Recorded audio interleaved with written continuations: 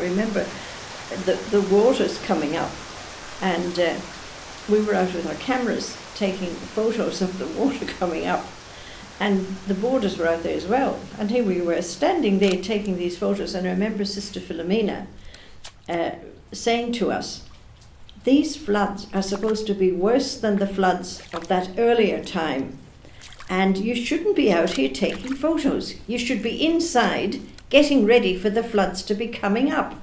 And we didn't take any notice, of course, and there we were out there, delighted with these flood waters coming up. I mean, I was as well, and here I was, one of the teachers coming out there, standing up there taking these photos. Someone said, oh, you better move the car up to the back, up at the top.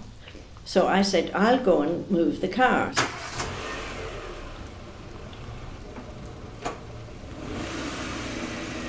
Left the car, and I decided, well, I'll ruin these sandals if I have to walk back in the mud. So I thought I'd take the sandals off. So I took the sandals off, walked back in the mud, and what happened, of course, not being Australian, as they kept telling me afterwards, I got double G's in my feet, and I walked back, and I had all these double G's of it. I couldn't walk then, and I got back into the convent, and of course I was useless because I couldn't get the double G's out.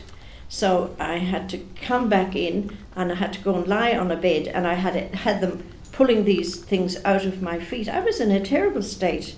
By this time, it was terrible. They kept saying, easily knowing you're not an Australian. It was terrible. All mud, and it was absolutely frightful. The smell was dreadful. I didn't stay there for too long after that because I was in a bad state with my feet, because I think they might have become infected, and so I wasn't there for too long after that. I mean, when we saw the state of the convent, we knew that there's no way the sisters would be able to live there. I mean, it was an old place anyway.